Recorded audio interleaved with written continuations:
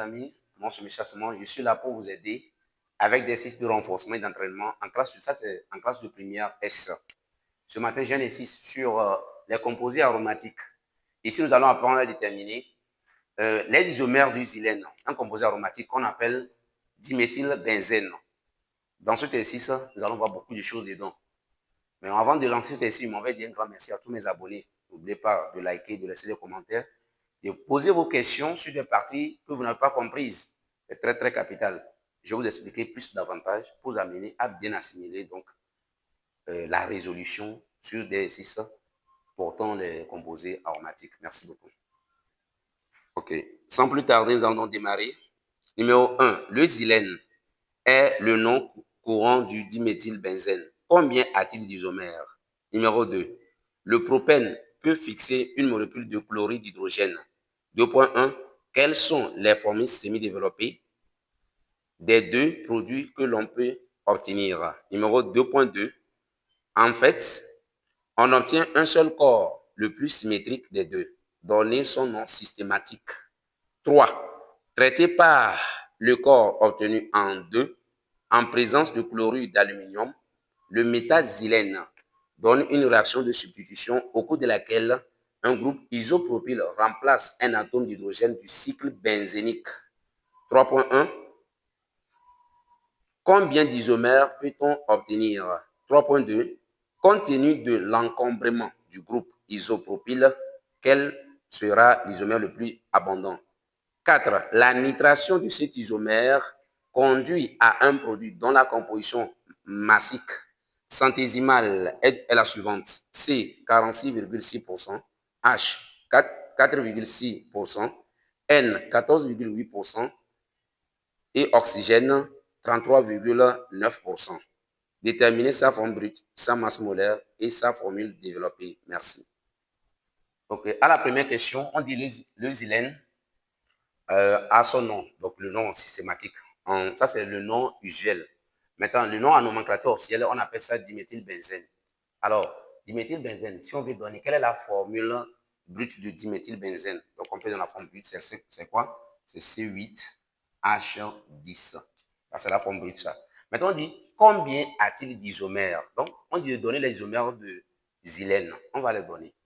Et aussi, ça, on appelle diméthylbenzène. On va rapidement. Vous avez le benzène, le cycle benzénique. Donc, cycle benzénique. Vous avez donc les groupes méthyl. Vous avez CH3, CH3. On va donner le nom. Ça, c'est le premier nom. Ça fait quoi? 1, 2. Donc, 1, 2, dimethylbenzène. Si on veut encore donner deuxième nom, vous allez voir que le groupe méthyl en position numéro 2 par rapport au premier, on peut dire orthodiméthylbenzène. Il n'y a pas de problème. On va donner le deuxième isomère. Suivez, très bien. Regardez le deuxième isomère. Vous avez donc CH3 ici. On va déplacer ceci en position numéro 3. Voilà. Lorsque le groupe méthyl, là, par rapport à l'autre, on se déplace en position numéro 3, nous sommes en position méta. Donc ça, on appelle ça méta. C'est-à-dire, on va dire 1,3 diméthylbenzène.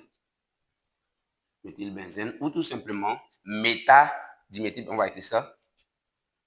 Ou méta-diméthylbenzène, tout simplement métazylène. Il n'y a pas de problème. On peut dire ici orthozylène. On va écrire ça comme ça.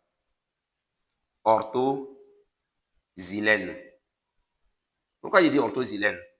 Puisque c'est diméthylbenzène qu'on appelle encore xylène. C'est diméthylbenzène qu'on appelle xylène. Donc orthozylène pour dire qu'il y a un groupe méthyle en position numéro 2 au niveau du cycle benzénique. Orthozylène ici c'est quoi? Métazylène. À la place de xylène, on peut remplacer par quoi? Diméthylbenzène. Il n'y a pas de souci. Donc, métazylène également. Métazylène. Et le dernier maintenant. CH3. CH3. Là, le nom c'est quoi? 1,4 dimethylbenzène. Ou tout simplement, ou on va dire quoi? Parazylène. Parazylène, c'est tout. Parazylène. Voilà. Regardez donc, on a combien d'isomères en fait? On va dire quoi? On a On a 3 isomères. On a 3 isomères. Donc, le xylène a 3 isomères. C'est ce qu'il faut retenir. Ça fait 3 isomères. C'est fini. Il n'y a plus. Même si vous ramenez le CH3 ici, vous avez encore ça. Si vous prenez CH3 pour ramener ici, vous avez le premier. Donc, nous avons 3 isomères. Nous allons donc passer à la question numéro 2. À la question numéro 2, le propène peut fixer une molécule de chlorure d'hydrogène. 2.1. Quelles sont les formules développées des deux produits que l'on peut obtenir? 2.2. En fait, on obtient un seul corps, le plus symétrique des deux. Donnez son nom systématique. Merci. On dit, le propène peut fixer une molécule de HCl. Voilà, on demande de déterminer, de donner les formules semi-développées des deux produits que l'on peut obtenir. Quand on dit le propène peut fixer, le propène d'abord c'est un alcène. C'est quelle durée de réaction qui s'effectue entre le propène et HCl? C'est quoi? C'est une réaction d'addition. Avant de faire ça, je vais écrire d'abord l'équation de la réaction d'addition du propène. C'est très simple. Donc, on va écrire l'équation. Vous avez le propène CH3, CH, double liaison CH2, plus maintenant HCl. On obtient ici 2 isomères. Regardez bien, 2 isomères. Premièrement, le H reste ici, le Cl ici. Premier isomère, ça. Vous avez donc CH3, CH2, CH2, Cl. C'est le premier isomère. Le deuxième isomère, le H va se fixer ici et le Cl ici. Donc vous avez CH3, CH, en bas on va mettre Cl, CH3. On va essayer de le nommer, c'est important. Si vous prenez le premier, CH3, CH2, CH2, Cl, le nom c'est quoi? C'est un chloropropane. Un chloropropane. On va prendre le deuxième. CH3.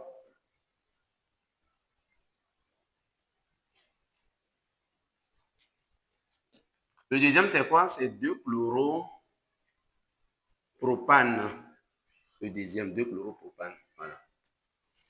Regardez donc les formules des deux produits. Regardez les deux produits. Dans la question 2.2 maintenant.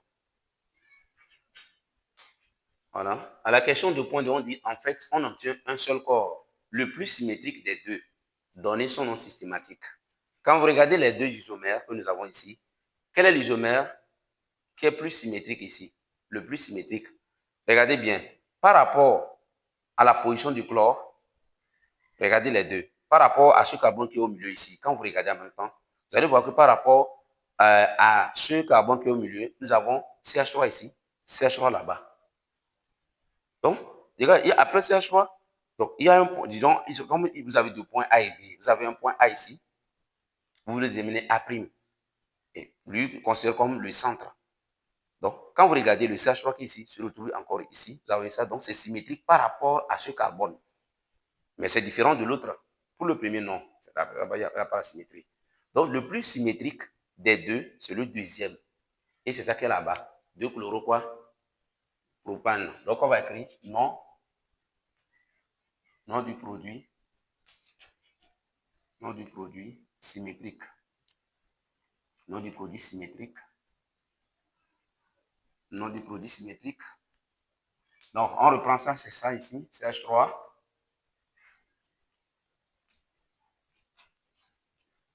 Ah, donc, le nom c'est quoi? C'est 2-chloropropane. Voilà, donc c'est ça. On va donc passer à la question numéro 3. Question numéro 3. Traité par le corps obtenu en 2, en présence de chlorure d'aluminium, le méthazylène donne une réaction de substitution au cours de laquelle un groupe isopropyl remplace un atome d'hydrogène du cycle benzénique. 3.1. Combien d'isomères peut-on obtenir? 3.2. Compte tenu de l'encombrement du groupe isopropyl, quel sera l'isomère le plus abondant? Merci. Voilà, on nous dit que le méthazylène traité par le corps obtenu à la question numéro 2, quand on dit le corps obtenu, parce qu'on avait dit, on obtient En fait, on retient un seul corps et on a identifié le plus symétrique. C'est ça, vous voyez ici. Le plus symétrique, c'est ça qu'on a obtenu. Maintenant, on dit que ce corps-là a été traité avec le métazylène en présence de chlorure d'aluminium. C'est une réaction de substitution au cours de laquelle le groupe isopropyl vient remplacer quoi? L'hydrogène du métazylène, un atome d'hydrogène. Le groupe isopropyl, c'est ça, c'est-à-dire, métazylène est où? Voilà, regardez le métazylène. Il y a un groupe, donc c'est que d'abord, c'est quel type de réaction? Lorsque vous voyez un chlorure d'alkyle, on appelle ça chlorure d'alkyle, voilà, c'est comme ça. Chlorure d'alkyle plus un composé aromatique, nous sommes de faire une réaction d'alkylation. Voilà, c'est ça. L'alkylation, c'est quoi? Les groupes alkyles viennent remplacer les hydrogènes du cycle benzénique. Voilà, donc c'est ça. Et c'est une réaction de substitution, ça à retenir. Donc, quels sont les isomères que nous avons? On va d'abord écrire le métazylène. Le métazylène, c'est ça, vous voyez déjà. Le métazylène, et que ça, CH3, CH3. Voilà, regardez le métazylène. Maintenant, le groupe isopropyl qui se trouve ici, il viendra, donc il va venir se fixer et le HCl va partir en prenant un hydrogène pour former HCl. Il y aura ça qui va se former parce que c'est une réaction de substitution. Voilà. Maintenant, quels sont les isomères que nous aurons? Donc, le groupe isopropyl va se fixer ici premièrement. On va mettre ça ici. CH, CH3, CH3. Là, c'est le premier isomère que nous avons ça. Maintenant, il peut se fixer ici. Après, il va se fixer ici. Après, on peut le mettre ici. Donc, on va faire pour voir. Maintenant, deuxième isomère. Deuxième isomère, vous avez CH3. CH3. On peut le mettre ici aussi. CH, CH3, CH3. Ok, on continue. Les isomères, on va encore donner.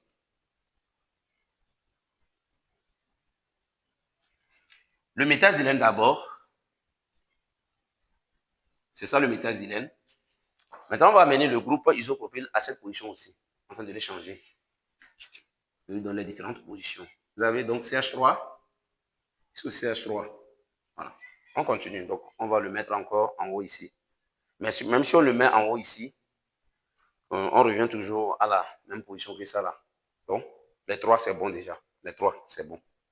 Même si on le met, regardez ici, même si on le met encore ici, si on ramène ici, nous revenons à ça également. C'est la même chose, si le cycle, il n'y a pas de souci. C'est-à-dire, si vous prenez le groupe isopropyl, le fixer ici encore pour dire qu'on va avoir un quatrième isomère, on reviendra toujours à ça. Donc, ce n'est plus la peine. Nous avons total comme isomère 3. Donc, on a 3 isomères. 3 isomères. Okay. On dit, à la question 3.2 maintenant, on dit, compte tenu de l'encombrement du groupe isopropyl, très bien, on dit compte tenu de l'encombrement, c'est comme il est trop parmi les gens, donc ça encombre les autres. Donc, compte tenu de l'encombrement du groupe isopropyl, quel sera donc l'isomère le plus abondant? Regardez les 3 isomères. Quand on parle de ça, l'isomère le plus abondant, c'est-à-dire quel sera l'isomère dans lequel tous les substituants sur le cycle benzénique sont libres, chacun libre. Quand vous regardez ici, ils sont trop coincés. Il y a l'encombrement là-bas. Ici aussi, vous allez regarder encore, il y a quoi? Un encombrement. Mais quand vous prenez le troisième, tout le monde est libre. Il n'y a même pas de problème. Donc, l'isomère le plus abondant, c'est le dernier là. Donc, on va écrire ça. L'isomère le plus abondant.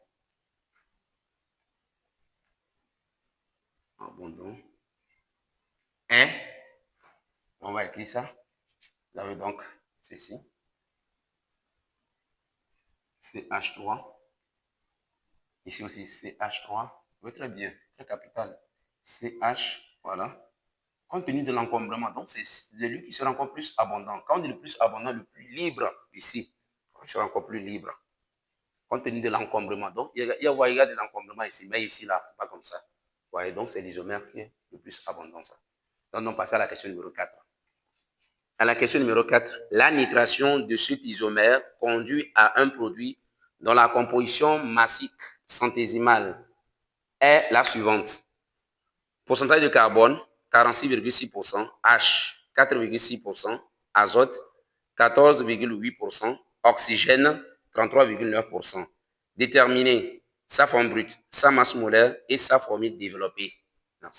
Ok, on nous demande de déterminer la masse molaire, la forme brute et la formule développée du produit obtenu. On dit que quoi?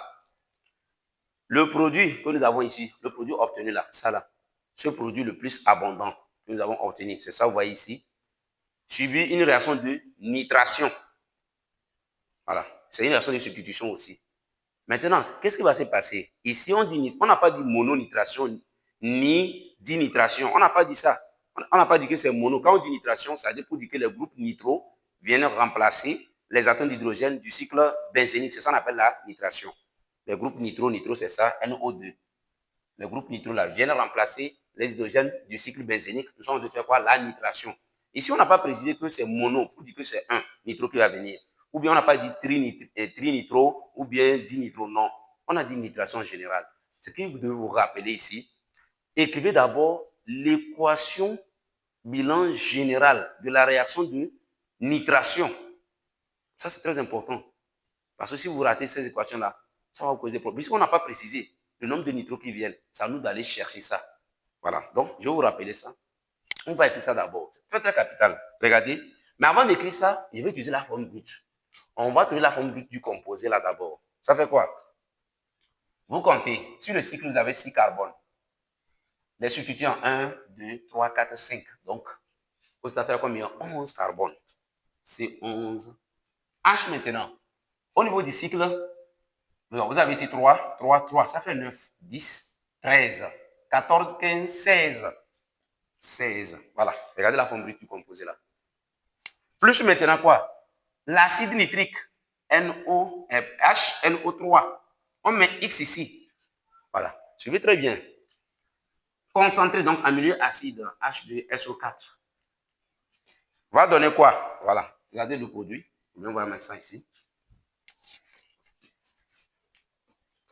Donne, on va écrire ça comme ça. H2SO4. Là, on obtient, regardez, C11, H16, voilà, 16 moins X, entre parenthèses, NO2X. C'est les nitros là, ça. Les nitros qui viendront remplacer. Voilà, c'est comme ça, les nitros. Très, très capital. Plus quoi? X, H2O. Voilà. X représente quoi? X représente le nombre de groupes nitro qui viendront remplacer. Donc, allons, une fois qu'on trouve la valeur de X, on aura la forme brute. Ça, il n'y a pas de souci. On garde d'abord cette équation-là. Maintenant, on va calculer la masse molaire. Masse molaire. Masse molaire du produit. Masse molaire du produit. Regardez ici. Regardez la formule brute du produit en fonction de X. Après, on va déterminer X. Pour le moment, on va calculer la masse molaire. Regardez. On va faire masse molaire sur 100 est égal à quoi? Je connais déjà le nombre d'atomes du carbone. Donc, ça nous avantage avec le pourcentage là. Normalement, ça fait 12X sur le pourcentage de carbone. Regardez, 12X. Mais ce n'est pas le X là. Hein. Non.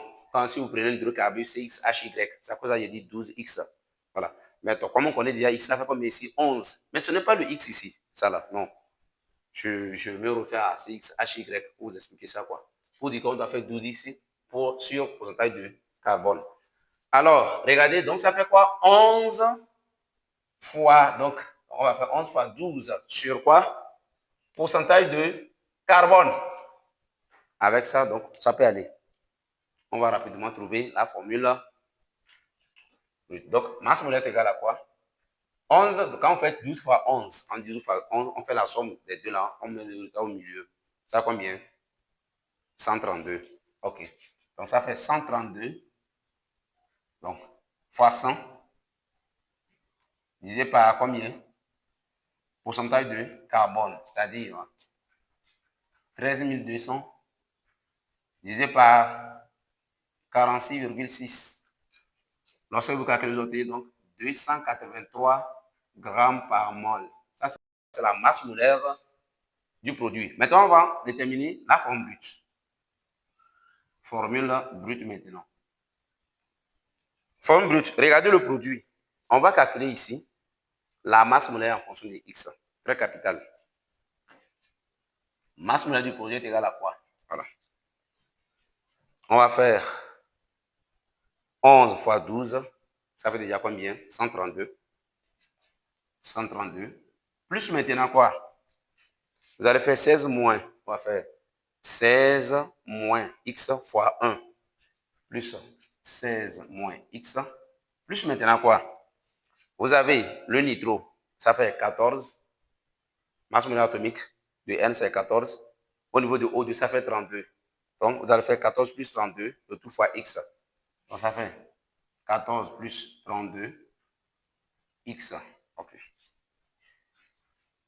OK, vous avez ceci. Ça fait 148 moins X. Enfin, ça fait 148.